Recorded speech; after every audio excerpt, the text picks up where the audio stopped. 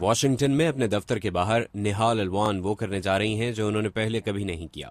وہ اپنے آبائی ملک مصر کے صدر کو منتخب کرنے کے لیے ووٹ ڈال رہی ہیں۔ انہیں 13 امیدواروں میں سے ایک کا انتخاب کرنا ہے، جس میں قدامت پسند اور آزاد خیال امیدواروں کے علاوہ مصر کے سابق انتظامیہ کے اہلکار بھی شامل ہیں۔ ہر کسی کا نام چھاپا گیا ہے اور جو پڑھ نہیں سکتے ان کے لیے انتخابی نشان۔ اگر دھاندلی نہ ہوئی تو پہلی بار اس ملک کو وہ شخص چلائے گا جسے حقیقت میں منتخب کیا گیا ہے۔ یہ ناقابل یقین ہے۔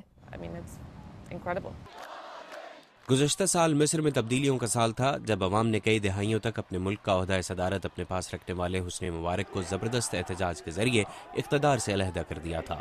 اس کے بعد سے مصر کا انتظام فوج کی عبوری حکومت کے پاس ہے۔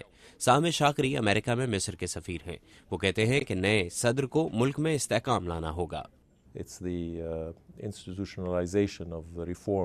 انہیں ایک ربط کے ساتھ تبدیلی لانی ہوگی تاکہ ایک نئے مصر کی بنیاد ڈالی جائے۔ مجھے یقین ہے کہ نہ صرف صدر بلکہ انتظامیہ کے تمام ادارے اس کے لیے کام کریں گے۔ الیکشن کی ویب سائٹ پر 27,000 سے زائد مصری تارکین وطن کے ووٹ رجسٹرڈ ہیں۔ ان میں سے اب تک نصف سے زائد نے ووٹ کا حق استعمال کیا ہے، جبکہ واشنگٹن میں 3,000 سے زائد لوگوں نے ووٹ ڈالے ہیں۔ الوان بھی ووٹ ڈالنے کے لیے سفارت خانے پہنچیں۔ ان کی شناخت چیک کی گئی۔ انہوں نے اپنا بیلٹ 7 نمبر کے پلاسٹک کے ڈبے میں ڈالا۔ سمندر پار مصریوں کے لیے ووٹنگ 7 دن تک جاری رہی۔ بہت سے لوگ آزادی اظہار رائے کا حق ملنے پر پرجوش ہیں۔ کچھ لوگوں نے بیلٹ کے لفافے پر الیکشن کے بارے میں اپنے تاثرات لکھے۔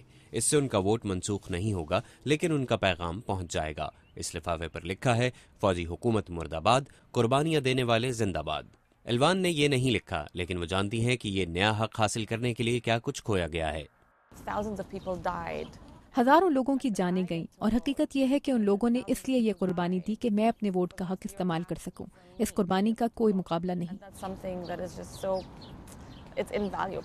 اگر اس ہفتے کی ووٹنگ کے بعد مصر میں کوئی ایک امیدوار واضح برتری حاصل نہ کر سکا تو اس سال جون میں انتخابات کا دوسرا دور ہوگا۔